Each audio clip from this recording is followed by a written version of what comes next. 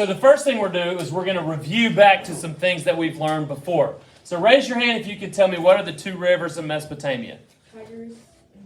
Tigris and Euphrates. Good. What was the temple at the middle of the city-state called in Mesopotamia? Ziggurat. The ziggurat. What was Hammurabi famous for? Creating the laws. First law code. Very good. Name two inventions that helped Mesopotamia grow food. Plow. Plow. And domestication of animals. They did not invent that. Irrigation. Irrigation. What about the potter's wheel, where they made the pots and they could store food in it? Does everybody agree? Okay. Explain what the Mesopotamians believed about their gods. They were polytheistic. They had believed in many gods. They believed they controlled all aspects of life. Controlled all aspects of life. Like there were different gods for different things. Different gods for different things. They believed they lived in the ziggurat. They lived in the ziggurat. They were made to be servants. The mankind was made to be servants. What did they look like? They looked like people, basically. They looked like people, but they had Animal heads. no.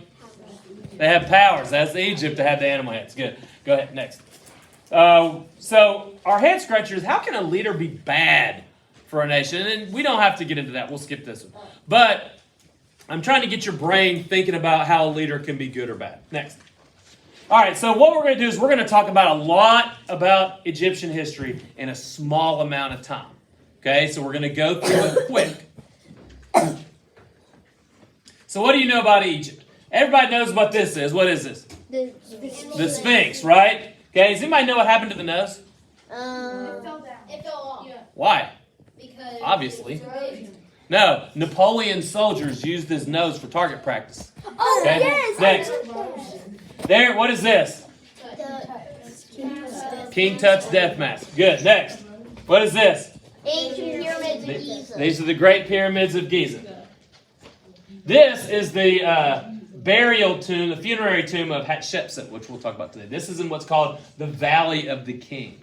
So this was what they used to bury their dead in, and then they eventually buried them in these cliffs out in the desert. Egypt was different from the Mesopotamians. How? Egypt was a land of cultural, ethnic, and racial diversity throughout its 3,000-year history. Its proximity to the Mediterranean Sea and the fact that it cut through the desert in Africa, all kinds of people came to Egypt. Go ahead. So what's the most important geographic feature of Egypt?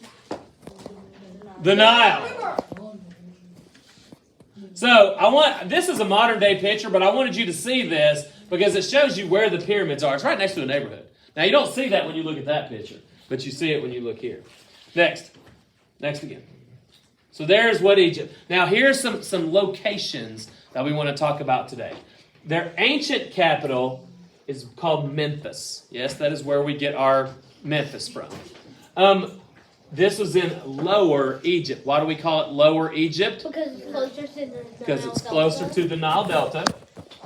Their modern day capital is called Cairo. It's right here. Here is a city called Alexandria. It was built by the Greeks. It's a very famous and important city. And the ancient capital during the Middle Kingdom is called Thebes, which is right here, or called Luxor. It's modern day Luxor. And this is where the Valley of the Kings are. That's where a lot of those tombs were. Okay, next. Next again. And again. And again. All right, so around 6,000 years ago or so, the first inhabitants began to settle the Nile River. Why? For water. Fresh water. Fresh water and crops. Good. 3,100 BC, the king of Upper Egypt named Menes united Upper and Lower Egypt. How do you think he did that? Because How do you think he did it? How do you unite them?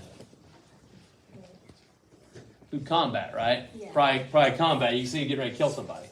Okay, so Memphis makes his capital city in Memphis, which is not in his part. He was in Upper Egypt. He conquered Lower Egypt, and he made his capital in Lower Egypt. Obviously, he thought the land was better. Next. Next again. So here's kind of Egypt. Next. Next again.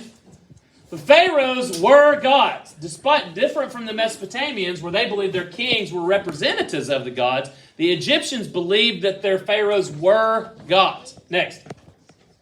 Pharaohs were the center of Egypt's religion, government, and army. Next. So would you ever question the pharaoh? Yes. Yes. No. He'd say, kill that guy. And they'd say, okay, we'll kill him. Next. So the reason we understand what all the ancient Egyptian writing says is because of something called the Rosetta Stone, which was found by one of Napoleon's lieutenants. What it is it had ancient writing, 3 different versions of ancient writing.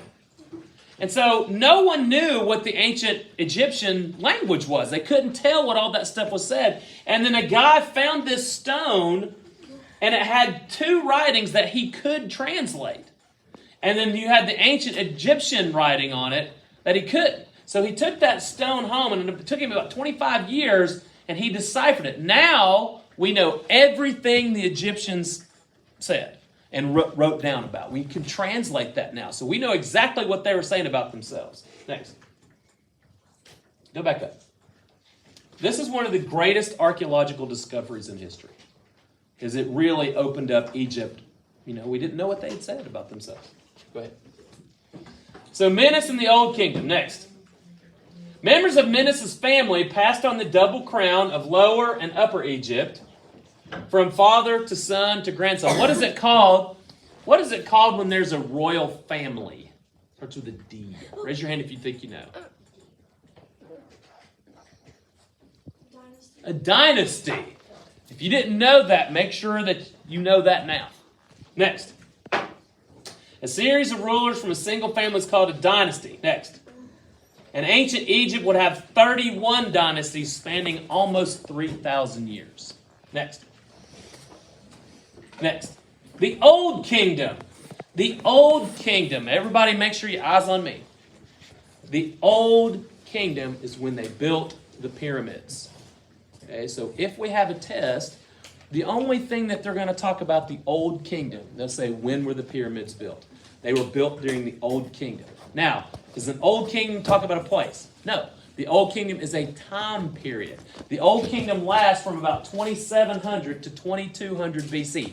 500 years. That's the Old Kingdom, the old ways, with the capital in Memphis, where they built the pyramids, all that. That's the Old Kingdom. Guys, to put that in perspective to you, we have only had English-speaking people on this continent for 440 years. 420 years, sorry. That was just part of the time period of ancient Egypt. 500 years, that's when they built the pyramids. But it comes to an end. How do you think it came to an end? Illness or famine or sickness. Next. The power of the pharaohs declined. Next. More and more power fell to nobles and officials. Next.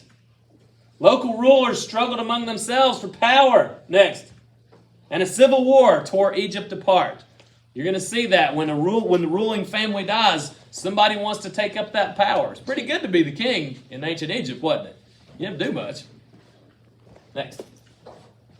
So royal power returns about 100 years later, when you're going to have the Middle Kingdom. The Middle Kingdom lasts about 400 and some years. 440 it looks like. Next. During the Middle Kingdom, law and order returns under some strong kings. Next. Farming revived, trade grew, the arts flourished. Next. The capital moved from Memphis to Thebes. Why would you move it from Lower Egypt down to Upper Egypt? Maybe because there's more like protection there. Protection, sure. Yeah, sure, protection. If you were to have to attack Thebes, you'd have to go quite a bit down Egypt.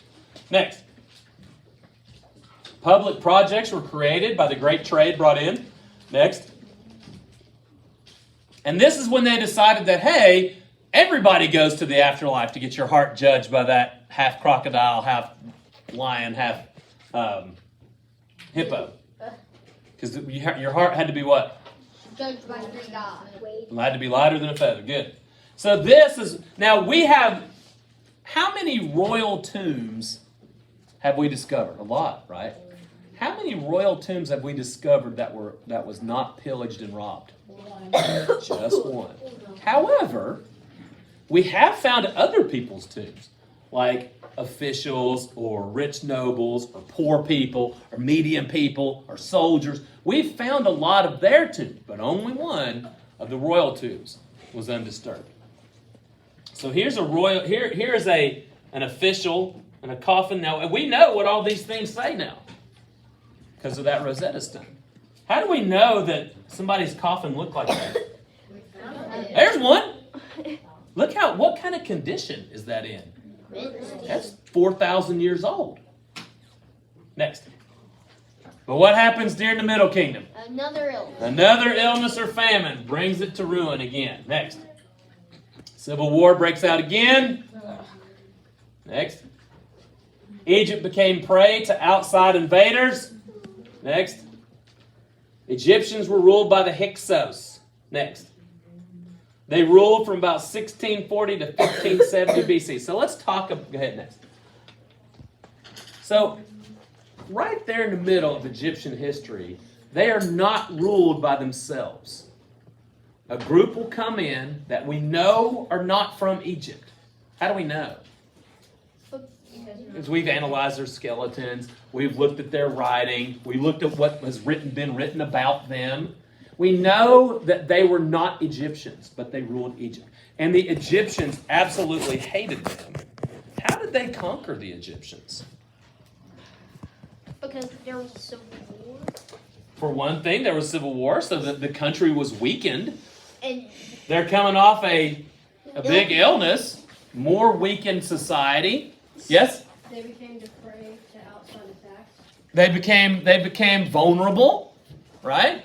And also, the Hyksos are going to have better weapons. The Hyksos use something called bronze. What is bronze? it is a type of metal. It is a type of metal. It's a mixture of copper and tin. So you mix those, you heat those metals up, and then you mix them together, and you make a sword or you make armor, and it's stronger than copper. So if you and Keaton get in a fight, and he's got bronze armor on, and you've got copper armor and copper weapons, you're going to die, because his stuff is better.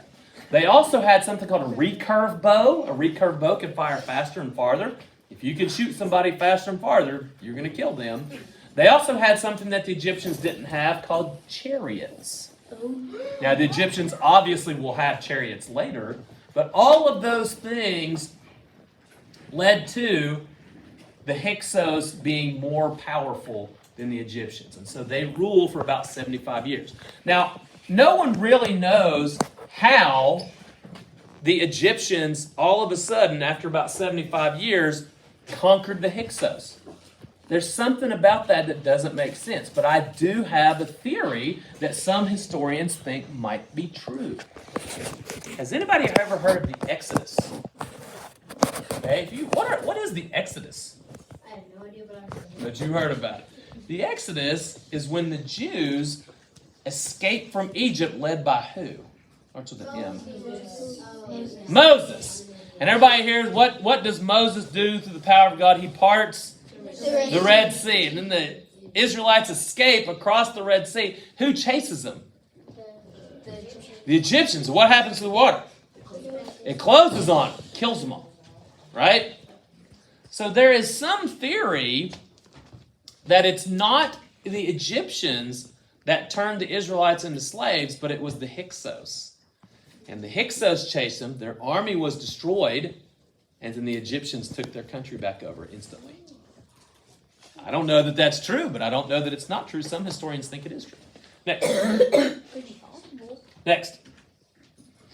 So we talked about the Hyksos, how they had chariots and recurved bow and bronze. Next. So now, here is what we really have to focus on for our TCAP text. Okay? Most of the questions when it talks about the history of Egypt will be about the new kingdom.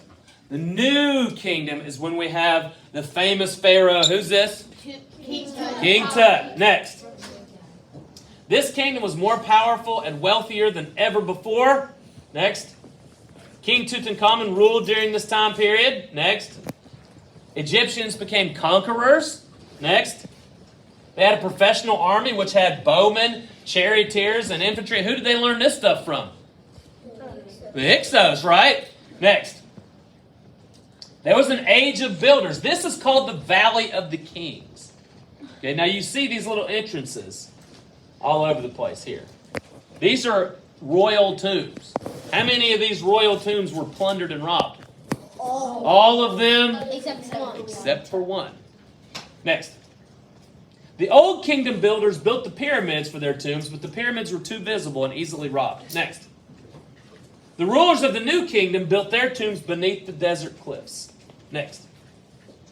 Next again. So here is King Tut's tomb. This is very popular. This is called KV62. You can actually go visit it. And here's the interesting thing about King Tut's tomb. King Tut was a nothing ruler. Okay? He was not important historically at all. His dad was more important than he was, Akhenaten. He dies when Tut is 9. King Tut becomes the ruler at 9 years old. But he dies when he's 19. Okay? So he only rules for 10 years, just a kid. Okay? He also is very deformed. Okay? He has a leg that's turned all the way in like this. He kind of has a hunch and a fat belly. He has an underbutt. Okay? And he has a kind of a horn-shaped head, not a normal-shaped head. So he's very inbred. His parents were brother and sister. Okay? And they had done that for years. He somehow broke his leg. And it got infected, and he got blood poisoning, and he died a horrible death. Okay? He died a very painful, ugly death from breaking his leg. So you ask yourself, why do we care about King Tut? And the answer is because of his tomb. His tomb is the only one that was basically undisturbed. It was broken into twice, but most of the stuff wasn't taken. So let's talk a little bit about why that is. Why was King Tut's tomb the only tomb that wasn't pillaged? Here's why. When King Tut died, he died so suddenly they didn't have time to build him a tomb. No one expected him to die at 19 years old. So they had to use someone else's tomb. Okay, some other important, like his uncle or some other important person in the Valley of the Kings. And his tomb is much smaller than a lot of the other ones. And even the paint on the wall is not as professionally done. It was a rush job. Okay, they had other pictures on the wall that they had to paint over when they buried him in there. His body wasn't mummified as good as some of the others. It was quickly put in the tomb. So they had to get another ruler quick because they were afraid civil war was going to break out. So his tomb, when he was put in his tomb, there was another tomb that they built just right above it or right near it. You can go up the steps here to it. And so when they dug out that tomb, they threw all the debris down here, which basically covered up his entrance. And then there is some evidence that it rained really hard once or twice over the thousands of years, and it caused a flash flood. When you don't have rain and all of a sudden you get a lot of rain, that's called a flash flood. And a flash flood came down the valley and covered up his tomb. And his tomb was left undisturbed for 3,000 years. The paint was still bright on the wall. He had everything in his tomb. The rope was still in the door. You closed the door and you roped it off, and the rope was still on it. That it had been broken into, but almost nothing was taken. All the stuff was still there. So you had stuff in there. You had a couch. You had a chariot. You had a toilet. You had some board games. You had some walking sticks. You had swords. You had bags of grain. You had a cat. A mummified cat. 2 mummified babies that died at childbirth. So his entire tomb was put together, including his death mask, which we see in our textbook as this was still on his body. So that's why King Tut is important. He is important because his tomb was undisturbed. Next. So here's some of we had a miniature boat, obviously, mummified babies, weapons, board games, clothes. It's all still there. There he is. He is inside the sarcophagus, and there's 3 of these. That's kind of like everybody had the little egg dolls. One goes inside nesting dolls. Yeah. This was kind of made like that. There's 3 of them, and his body's on the inside of the 3rd. Next. That's the actual pictures in 1922 when they first go in. The guy who found it, Howard Carter, his patron, who was paying for everything, said, "Look, I'm out of money. I can't pay for any more." The guy's like, "Can you pay for 2 more weeks?" "Yeah, I'll pay 2 more weeks." On the last day, they found his tomb on the last day. And here's something interesting. Everybody who went in that tomb died suddenly. One got bit by a mosquito, got malaria and died. One got a paper cut, got infected and died. One got in a car accident. So everybody thought this was the curse of King Tut's tomb. Next. There's a sarcophagus. Pretty cool. There's the 3 different ones. Next. Next again. There he is. Handsome devil. Aw. Yes. I see the hole. Next. So this is him in 2007. 2007. 3,000 years after he was buried. Next. They think that's what he looked like. Probably not as good. Ugly. No, not as good as that. Next. Next. Well, even men wore eye makeup. They did this for sunglasses. Anybody here play baseball or football? You put the eye black on. Everybody sees football players with the eye black on. Those are like that blocks the sun. The Egyptians did that too, men and women. Next. There's one of those babies. Alright. Next. Next. Next again. Next again. All right, so the next person we're going to talk about is Hatshepsut. Why was Hatshepsut important? Next. Hatshepsut married her brother, Thutmose II, when she was 12 and he was 25. Next. Queen Hatshepsut declared herself pharaoh in 1478 when her brother died, but her stepson/nephew was too young to be the ruler. Next. She ruled for 22 years. So why is Hatshepsut important? She's a girl. The first female pharaoh. First female. She ruled for 22 years. Actually, pretty good pharaoh. Next. She was better known for encouraging trade than war, although she did have some warfare. So on your test, when it talks about Hatshepsut, easy. First female pharaoh. It helped Egypt gain power and influence by trade. Next. Next again. There she is. Now they didn't know her entire likeness. They tried to destroy her likeness, woman. They tried to say that, hey, she didn't exist because she was a girl. Okay, nobody knows why. Some people think it was her stepson, Thutmose III, when he decided to take power. He's pretty warlike. He wasn't real happy that his stepmom/aunt was ruling in his place. And when they opened up her sarcophagus, there's no body in there. It's just a tooth. Just one tooth. And then they found a body in a bunch of trash, and they compared it with DNA and discovered that was hers. He tried to get rid of her completely. Next. I guess he just forgot. Probably not. Next. There's her tomb. Very cool. The temple at Deir al-Bahari. Next. Party interruption. We need the following students to report to the cafeteria for a brief meeting. Caleb Hinckley, Nevaeh Peters, Madeline Ross, Lucas Cooper, CJ Garland, Luke and Logan Adams, Nevaeh Brady, Carter Griffin, Colt Presnell, Kinley Shanks, Rylan Birchfield, Maddox Schmidt, Kendall Sloan, Rosie Young, Waylon Gregg, Nick Johnson, and Ella Leach. Report to the cafeteria. Next.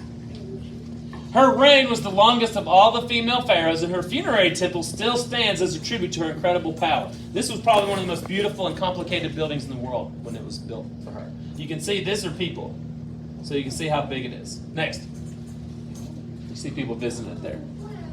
You can actually go visit. That's in the Valley of the Kings, same place where King Tut was. Next.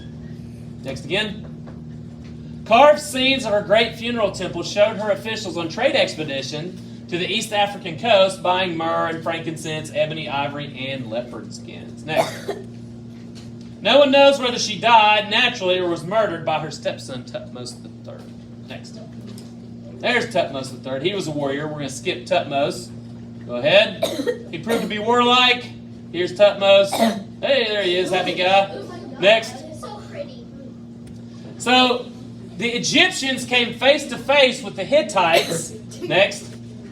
Their armies met at Kadesh in 1288 and they fought each other to a standstill. Next. The Pharaoh and the Hittite king made a peace treaty promising peace and brotherhood between us forever. Next. That was good because the king got to marry the Hittite king's daughter. That's good because you had to marry royal blood. You didn't want to marry your sister. Next.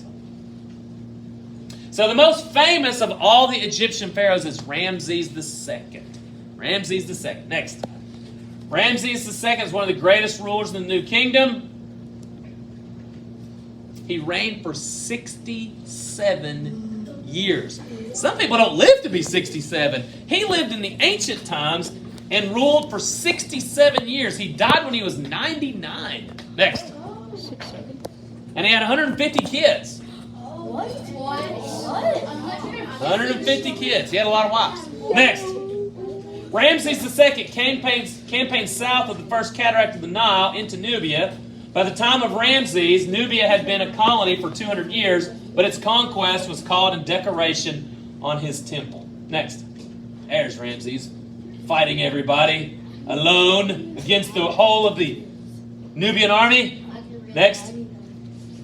Ramses created the giant temple of Ammon at Karnak. The buildings are huge and impressive, but none of these buildings built during the New Kingdom were as impressive as the Old Kingdom pyramids. Next. There's the Temple of Karnak. Or the Temple of Ammon. Next. There's Ramses. Probably the most famous of all Egyptian kings. He reigned for 67 years till he was 99. By the time of his death, he had bad teeth and arthritis. He had a lot of hair, though. Had good hair. Next. There's his temple at Karnak. Next. Guys, shh. Egypt's power declines. By 1200, invasions destroyed many kingdoms. Egyptian records speak of attacks by the people of the sea, and little is known about these invaders, but the destruction they left behind was vast. Next. Both Egyptian and Hittite kingdoms fell to these mysterious enemies.